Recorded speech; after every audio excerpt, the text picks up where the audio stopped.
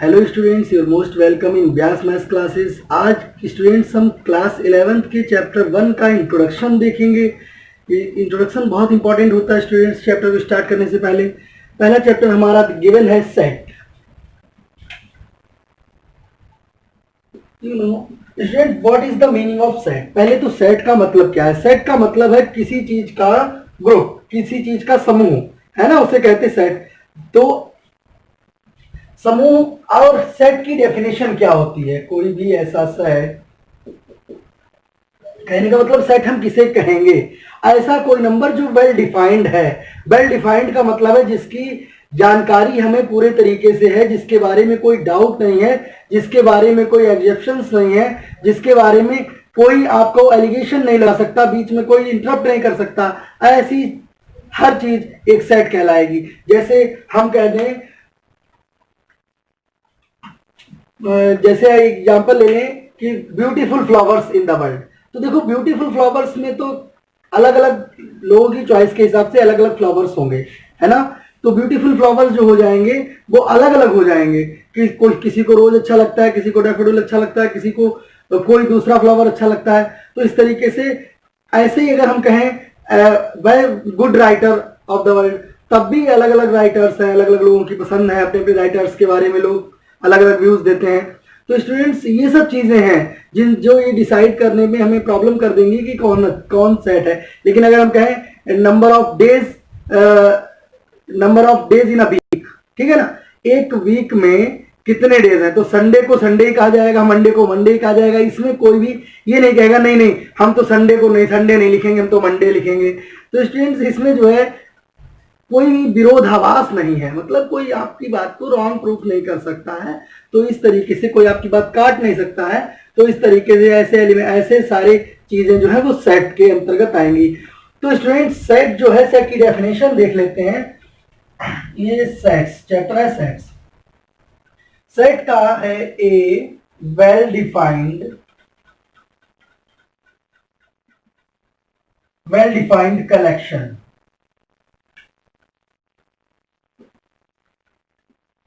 of objects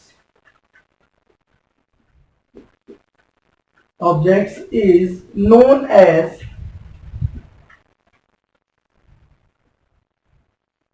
set, है ना। तो सेट किसे कहते हैं? वेल डिफाइंड कलेक्शन, जिसकी डेफिनेशन पूरी तरीके से डिफाइंड है। जैसे हम कहें सेट इक्वल टू, सेट को इस ब्रैकेट में लिखा जाता है, ये भी ध्यान रखिएगा, नंबर ऑफ नेचुरल नंबर, जैसे 1 2 3 4। तो इसमें कोई भी आपसे ये नहीं कह सकता कि 4 4 नहीं है, 3 है, या ये डिफाइंड नहीं है कि 3 क्या है या 2 क्या है। तो ये सारे डिफाइंड है, इसलिए 1 2 4 इक्वल टू, ये सेट का एक एग्जांपल हो गया, है ना, एग्जांपल। स्टूडेंट्स, अब हम ये जान लें कि सेट्स को लिखते कैसे हैं, सेट की कितनी फॉर्म्स होती हैं, हम किस तरीके से सेट को लिख सकते हैं। तो पहली फॉर्म होती forms of set. Form of set, तो पहली फॉर्म है रोस्टर फॉर्म।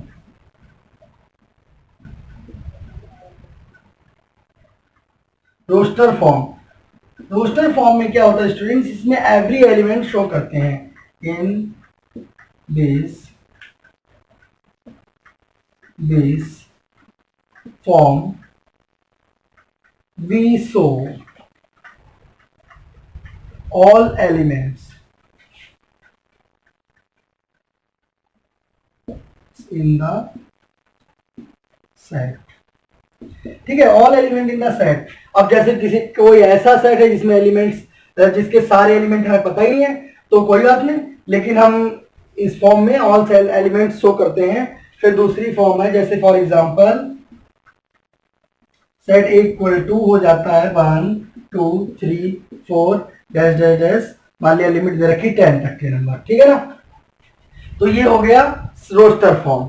और इसी तरीके से हम दूसरी फॉर्म लिखेंगे, set builder form. Set builder form क्या है स्टूडेंट्स? ये वो फॉर्म होती है जिसमें हम एक नेचर लिखते हैं। In this form we write we write the nature of set, elements of set.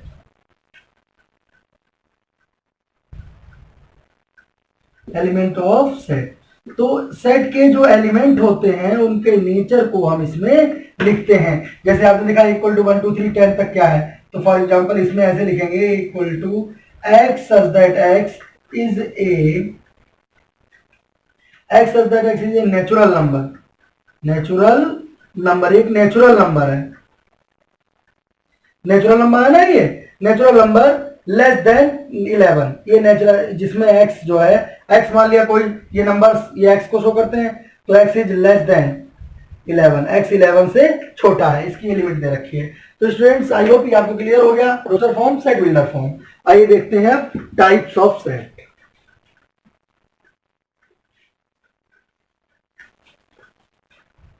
तो इससे पहले हम सिंबल्स भी देख लें, सेट में क्या क्या सिंबल्स हम यूज करते हैं।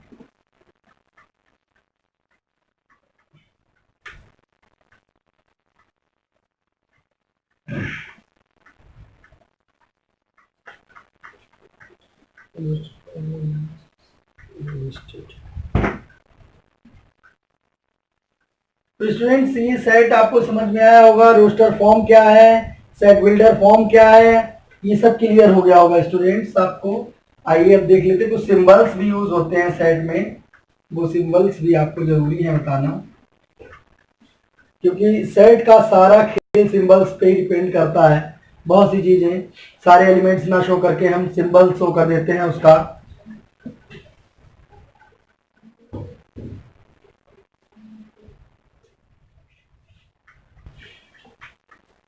Symbols used in sets, sets में कौन से सिंबल हम यूज करते हैं। देखिए सबसे पहले सिंबल्स राइट कर लेते हैं, N Z Q R Z+1 Z+, Q+, R+।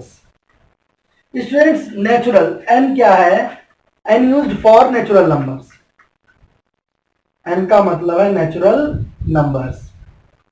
ये आप लोग राइट कर लीजिएगा अपने और नोटबुक पे जो भी आपने बनाई है। Z हमारा होता है इंटीजर्स, Q होता है rational numbers,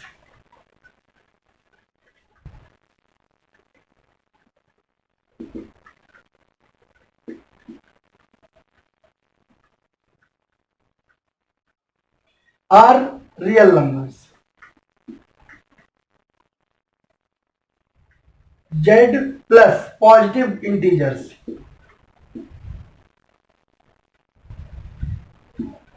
Q+ positive rational numbers.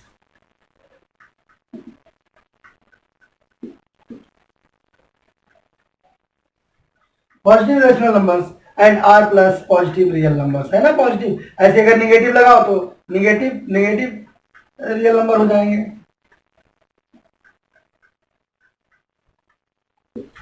तो आई होप ये आपको क्लियर हो गया होगा स्टूडेंट्स। ये सिंबल्स आपकी बुक में भी दे रखे हैं, इनका बहुत यूज होता है सेट्स में। अब हम लोग देख लेते हैं टाइप्स ऑफ सेट्स।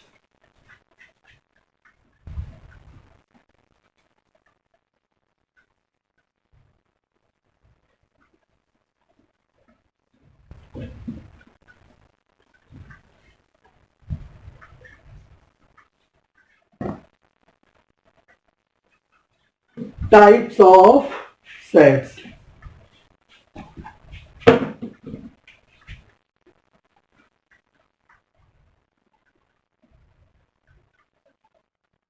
सबसे पहला है एम्प्टी सेट। एम्प्टी सेट और इसको नल सेट भी बोलते हैं। नल सेट यानी जिसमें कोई भी एलिमेंट ना हो, ऐसा सेट जिसमें कोई भी एलिमेंट ना हो, ठीक है ना। जैसे हमने कोई वर्ड लिखा, कोई सेट है ए सेट, इसमें लिख दो a set in no element exist, कोई एलिमेंट एग्जिस्ट ना करे ऐसा set. For example this is the symbol, जैसे ए इक्वल टू, इसका सिंबल क्या होता है ऐसा जिसमें कुछ भी नहीं, और इसको 5 से भी डिनोट करते हैं, और 5 केवल 5 ही एक नल सेट का एग्जाम्पल है। दूसरा है हमारा finite set.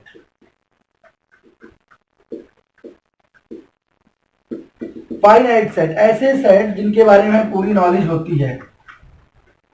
A set in which all elements क्या होते हैं स्टूडेंट्स? जैसे कोई अगर हमने सेट लिखा 1 2 3, तो ये एलिमेंट्स हैं जो सेट के अंदर है ना, ठीक है, वो एलिमेंट्स हैं। तो ये set which all elements well known, जो अच्छे से जिनके बारे में सब जानकारी उपलब्ध होती है, are called a set in which all elements well known is known as called a finite set, जिसको हम एक फाइनाइट सेट बोलते हैं। जैसे for example A equal to हो गया A B C D. A B C D क्या है? सारे अल्फाबेटिकल नंबर हैं, अल्फाबेटिकल नंबर है ना, तो इनको हम जानते हैं, सबको अल्फाबेटिकल लेटर्स हैं। फाइनाइट सेट अब है इनफाइनाइट सेट।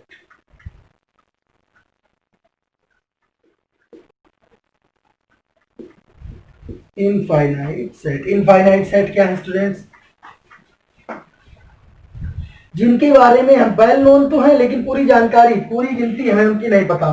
जैसे स्टार्स हैं, अब स्टार्स को स्टार ही कहा जाएगा ना, उससे कोई ये तो नहीं कह सकता नहीं नहीं ये सूरज है, ये चांद है, तो स्टार्स अलग से ही पता चलते हैं स्टार्स हैं। या लीफ ऑफ प्लांट्स, किसी पौधे की पत्तियां जो है पेड़ की, तो वो सब अनकाउंटेबल हो गई ना, जो चीजें अनकाउंटेबल हो वो इनफाइनाइट सेट है। तो ए set in which all element not well known, यहां पर बस केवल नॉट कर दीजिए, not well known, is called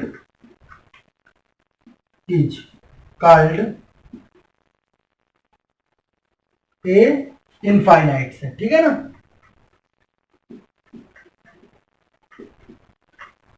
तो स्टूडेंट्स इसका एग्जाम्पल क्या हो जाएगा? इसका एग्जाम्पल ये हो जाएगा 1 2 3 4 डैश डैश डैश डैश। अब बताइए जरा गिनतियां कितनी है? किसी को नहीं पता ना, इनफाइनाइट, तो ये क्या हो जाएगा? इनफाइनाइट सेट का एग्जाम्पल हो गया। अब आ जाइए इक्वल सेट। ये आप राइट कर लीजिए, वीडियो पॉज करके भी आप राइट कर सकते हैं, बहुत इंपॉर्टेंट नोट्स हैं, इनको आप बना लीजिए, आपकी पढ़ाई के लिए आगे बहुत काम आएंगे।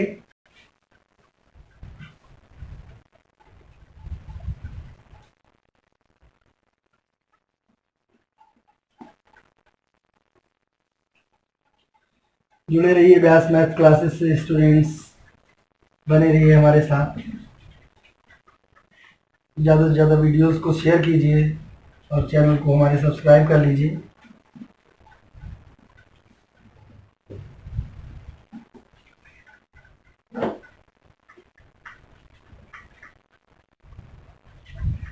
फिर है equal set.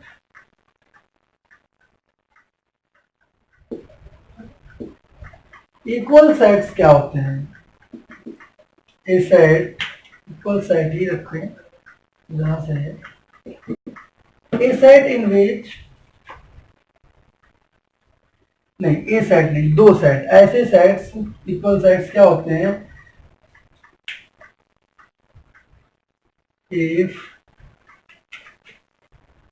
if A and B two sets,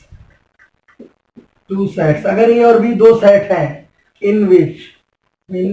जिनमें ऑल एलिमेंट्स,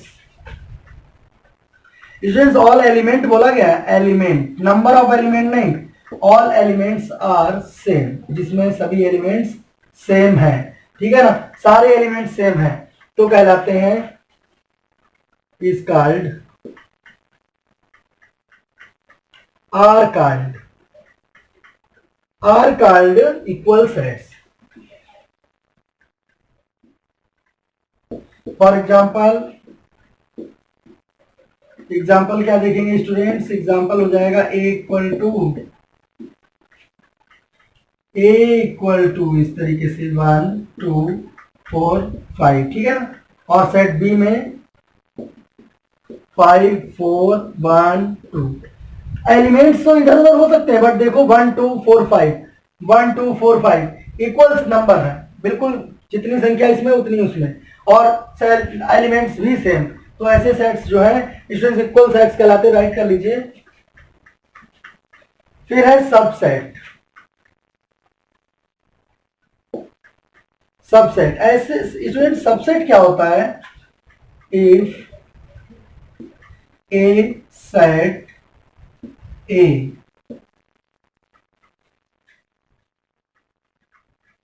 अगर कोई ऐसा सेट ए ऐसा सेट है जिसके सारे एलिमेंट बी में है, ठीक है, तो ए बी का सबसेट कहलाएगा, यानी छोटा सेट, सबसेट माने छोटा सेट, तो हो जाएगा इफ ए इज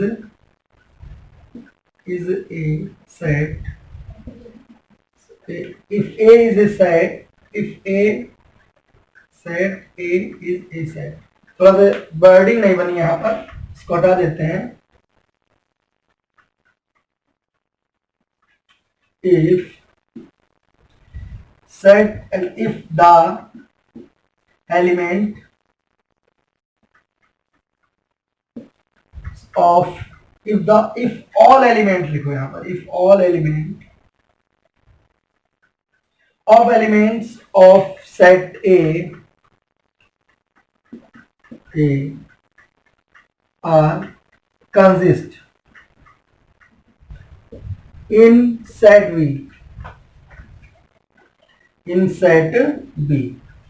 सारे एलिमेंट सेट ए के सेट बी में हों तो क्या कहलाएगा, A is called the subset of B, तो ए जो है वो बी का सबसेट है ना, और इसको हम लिखेंगे कैसे, A is subset of B, this is the example. Okay students, ये इस तरीके से लिखा जाएगा। फॉर एग्जांपल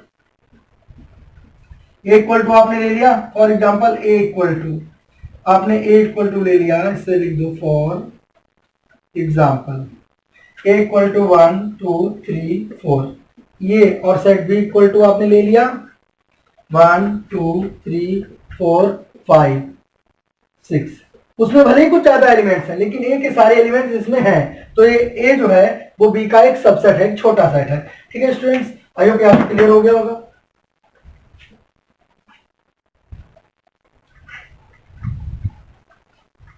कपड़े से थोड़ा अच्छा साफ हो जाता है, वैसे डस्टर है, डस्टर से साफ नहीं होता इतना अच्छा।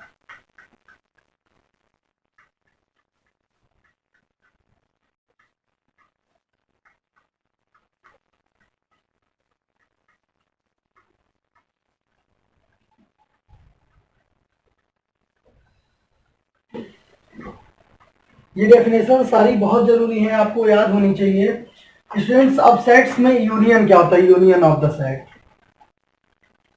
यूनियन क्या होता है, अगर ए और बी के सारे एलिमेंट हम मिला दें, जैसे ए इक्वल टू आपने दिया, यूनियन का मतलब होता है ना एकता, 1 2 3 4 ऐसे दिया है, बी इक्वल टू आपको मिला है 1 2 4 5 6, अब हमने देखा A union B, A union, ये सिंबल है यूनियन का, यूनियन का सिंबल क्या होता है स्टूडेंट्स, ये यू, ठीक है ना, तब यूनियन भी बराबर कितना हो जाएगा, देखो कोई भी एलिमेंट दो बार नहीं लिखना लेकिन छोड़ना भी नहीं है, रिपीट नहीं किया जाता, तो ये हो गया ए और बी का यूनियन। और है इंटरसेक्शन, इंटरसेक्शन क्या है, इंटरसेक्शन होता है कॉमन पार्ट, जैसे ए इक्वल टू आपने देखा 1 2 3 4 यहाँ पर ऊपर दिया है। ए और बी यही ले लेते हैं, सीधे इंटरसेक्शन निकाल देते हैं। आपने देखा ए इंटरसेक्शन बी, अगर इसी सेट को देख लें तो ए और बी में जो कॉमन है केवल देखिए 1 कॉमन है, 2 कॉमन है और 4 कॉमन है, 3 नहीं है। तो 1 2 3 4 ये स्टूडेंट्स हो जाएंगे हमारे इंटरसेक्शन बी के सेट एलिमेंट्स, ठीक है ना। और स्टूडेंट्स आगे भी और भी जरूरत पड़ेगी तो हम एक्सरसाइज की भी चीजें समझाते रहेंगे। आई होप ये आपको क्लियर हुआ होगा, अच्छा लगा होगा। तो सेट से, क्योंकि आप लोग अभी 10th से 11th में आए हो, एकदम से आपने सेट एक नाम सुना है, थोड़ा सा नया लगा है आपको, तो स्टूडेंट्स ये समझ लीजिए ये वीडियो बहुत यूजफुल है आपके लिए, अच्छे से समझिए। All the best.